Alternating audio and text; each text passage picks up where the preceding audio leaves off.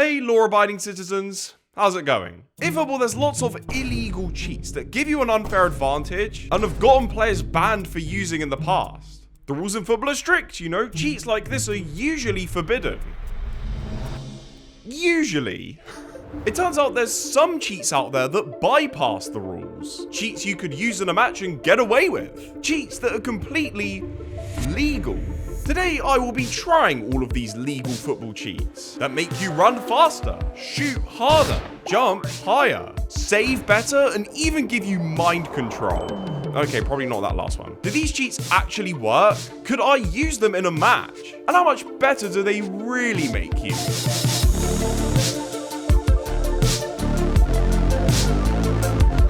I certainly have a lot to investigate here. And so we're beginning with the most infamous football cheat, Mega Glove Glue. There is so much misinformation online about this particular product. People saying it's legal, others saying it's illegal, that if you use it in a match, you'll get sent off. Some say you can only wear it in training, others say you can only wear a specific amount. I'm just gonna set the record straight, okay? Glove glue is legal in training and in a match. You can wear as much of it as you like and the ref will not be able to stop you. This is official, by the way, like there is no rule that stands in the way of using it. So next time someone tells you that this is banned, send them to your old pal Jamie. But I need to know if this actually works. One of the first videos I ever made was trying out the regular glove glue and it was okay, but in the years since they have developed a new and improved super glove glue that claims to be 25% stronger. All I gotta do is give it a little shake and spray away. Oh dear. Oh my goodness. Wow, it looks like that now. Okay. Anyway, before we test how sticky it actually makes the gloves, I first gave them a test run. What I actually noticed was that my fingertip saves were being made stronger. Like, it wasn't really improving my handling of the ball that much, just stopping the shots from going through my fingers more so. One of the issues with the original glue was that it wore off really quickly, but after 10 minutes of catching practice, we found that they were still pretty grippy. Nice. Still pretty sticky as well. To really test how sticky the glue was, I put it in an angles test. The gloves without held the ball to 42 degrees. The gloves with the glue held it all the way up to 55, meaning the glue added 13 degrees. I think that's pretty significant. Every cheat is going in a tier list from never do this to should be illegal. Mega Glove Glue is a great cheat. Our next cheat involves a candle and a hairdryer, and we're going to make our football boots waterproof. There is nothing worse in Sunday League than trying to run on some of the pitches here in the UK. I feel like we're potentially saving football with this one. Apparently all you need to do is rub a candle on the boot, then go over it with a hairdryer until the wax disappears. No. I'm about to walk down one of the soggiest parts of all of London. This place is disgusting. On my left foot is the normal pair of boots without the waterproof. And on my right foot are the candle wax waterproof boots. I have no idea if these will be able to survive this, but if they can, well then they can survive anything. Waterproofing your boots is completely legal in football. The more water repellent they are, the lighter they're going to be, so this is good for both comfort and performance. Wax is hydrophobic, so if you put enough on, water's just going to roll off the top. I think that's pretty cool. But how dry does it keep your feet? I mean, look, it hasn't kept my foot completely dry, but I mean, it's certainly drier than the one which didn't have the candle wax on it. I'd say this one's pretty effective. Yeah. But next up, lead tape. I'm about to use this to turn these boots into rockets. Lead tape itself is used in a few other sports like tennis. It's this really thin line of metal that's really heavy and really sticky. Now, modifying the outside of my boots using this would be illegal, but nobody said anything about the inside. If I can stick this inside the toe of my boot and hide it, I'll be able to rock up to a match and have the most powerful shots of anyone there. And nobody's gonna know a thing. Even though this should be perfectly legal, I couldn't help but feel really nervous going to try this. Maybe because I was scared someone was gonna catch me putting them in and raise the alarm. So I took myself to a quiet corner, checked to make sure I wasn't being watched, and it was go time. After a bit of fiddling, the lead tape was safe and secure. I made my way onto the pitch to do some warming up and nobody looked suspicious. I was practicing my touch and I even took a quick pop shot, and yeah, these were powerful. Everything was going to plan and nothing was going to stop me. Wait, Jamie, why are you... Where are you going? Why are you taking them off? Oh man, are you telling me it was too uncomfortable? Yeah, so the problem started when I took that pop shot. The sticky lead tape inside the boot quickly crumpled into a shape something a bit more like this. And it was digging away at my big toe. I could not bring myself to wear these anymore, so yeah, less said the better here. But next up, grippy laces. I think this one's pretty self-explanatory. They improve your touch and control. To say that I even have a first touch is generous. So I actually really need these to work. I'm a bit surprised that these are legal though. When you run your hands over them, they do feel incredibly sticky. To test if these improved my control, I did 2 sets of keepy ups. First without the laces, 25, and then with them on. Right, let's see if the grip laces can pull through. Let's get this. Whoa, wow. They stick a lot closer to your feet than I thought.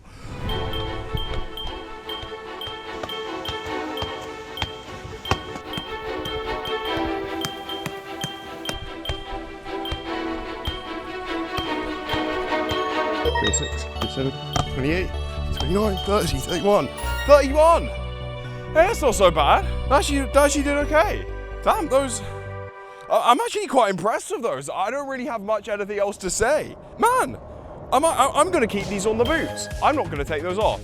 Moving on to spring insoles. These are actually used by some footballers. They're supposed to increase your jump height and speed. And they've been made legal to wear in all sports for everyone. So my question is, why don't they? Is it because nobody wants to drop 90 pounds on them? Is it because they secretly don't work? Or does nobody know about them yet? I went back out to test if these actually improved my top speed. I'm 6'5", 220 pounds. I'm not fast. Y'all know this about me. But these should still work in improving me, even if it's by a small difference. While I was warming up, I tested if they actually improved my jump height, and it was basically the exact same looking back. I attempted it first without the insoles. My top speed, 7.6 meters per second. And then I tried it again, but with the springy insoles. Already, I'm feeling very bouncy right now. My speed to beat was 7.6.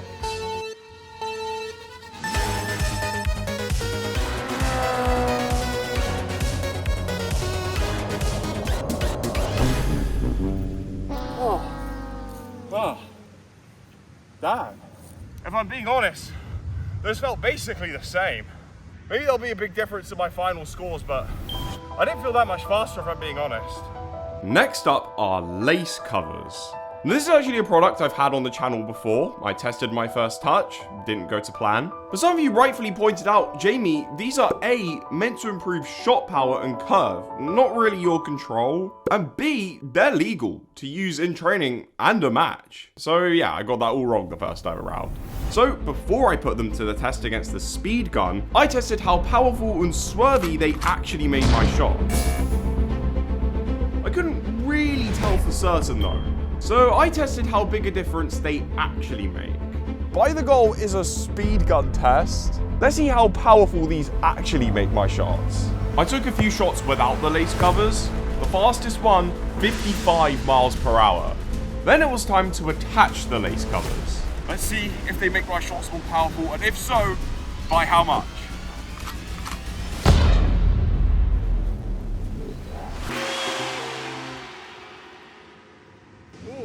Powerful. That felt really powerful actually. I actually don't know how powerful that was. I'm gonna let voiceover Jamie in the edit take care of the rest. I was way too harsh on these the first time. They're okay. The next cheat is one that all of you will be able to try too, especially if you've just got new boots, and it involves a Coke, a plastic bag, and a freezer. We are going to make these boots that are currently half a size too small fit nice and comfortable. I saw this on my TikTok and I want to see if it actually works. I mean, physics says it should. The idea is that Coke expands when it freezes, even more so than water does when it turns to ice. And we're going to use this to stretch the boots from the inside until they actually fit. Who's ready to try some science, guys? Me! Step 1, put the bag in the boot. This one's pretty easy. Step 2, fill the bag full of Coke. No, not your mouth, Jamie, the bag. Step 3, freeze it. Step 4, take it out the freezer. And step 5, celebrate, as you've now got yourself a comfortable pair of boots. It kind of feels the same, kinda. I mean, I guess it feels a little bit bigger in there. I mean, it just feels really cold, to be honest. I'm a bit confused because this is the one that really should have worked the most. I think we've just broken science, I guess. Someone needs to patch that. Next, we've got a cheat to add more grip to football boots. You might have seen grip socks before. They stop your foot sliding around in the boot. A lot of footballers get away with hiding them underneath their own socks in matches, because on their own, they are illegal. So we need to find an alternative. Introducing Hairspray, the legal alternative to make sure you've got all the grip you need on a match day. Or at least apparently. I don't know if this one actually works or not. To test this, I set up a pretty simple agility course and I did 2 attempts. The first was with the grip socks and I got 21.67 seconds. Are you kidding me? And then with the Hairspray boots. I can't say I felt the same grip with the Hairspray, but I didn't feel that much less. My final time was 22.3 seconds, which, okay, that is slower, but not by that much. It's okay. I'm tired after that. Up next, we got caffeine shots. If you've been sub for a while, you'll recognize these. I bought them for the secret sponsors video. But if you remember, I never actually tested them. I don't know how well they work. There is more caffeine in one of these tiny bottles than a can of Red Bull. There is no drink with a higher caffeine concentration. There are no legal limits as to how much caffeine a footballer can take in. But this, it's gotta be on the limit. To test how much energy it actually gave me, I ran 2K twice. First, without drinking the caffeine, just raw dogging it. My time, 10 minutes, 56 seconds. And then the next day doing the same, but with the caffeine shot. Sour. Whoa. I definitely felt more energized this time, but I started noticing an unexpected side effect. I got itchy, and not a bit itchy, like really itchy. It was very uncomfortable. And this continued long after I was done too, like even when I got back home. Thing is, this has happened to me once before, which is when I drank it for the old video. So this time I decided to look it up. And yeah, it's a symptom of a caffeine allergy. I guess there was just so much packed into it, it triggered something I didn't even know I had. So even though I did run faster with the caffeine shot, I can't have this ever again. I'll be generous and I'll put it in okay though. Moving on to the cheat I'm easily the most excited for, we are going to attempt to revive a dead football. Sticking tape over the puncture or anything like that is technically illegal since you're modifying the outside of the ball. But what if you modified the inside of a ball? If that worked, then technically you could use it again in a match. We have here a Champions League football that I punctured about 8 months ago, which was so heartbreaking. I loved it so much. We are going to bring you back to life. Just you wait. I do have to give a huge amount of credit to Footballpedia who discovered this cheat. Step 1 is easy. Put a syringe in the valve. Step 2, fill it full of liquid tire sealant and inject it. I know this sounds crazy, you just gotta let me cook here for a sec. Step 3, and this is the most important one, roll the ball around. Step 4, after a few minutes to let it dry, breathe air back into its lungs. Okay, let's see if it works. Right, it's the moment of truth. Oh my goodness. Oh my goodness. Oh my goodness. Wait, it works. It actually works. Wait, no way. It's alive. The ball's working.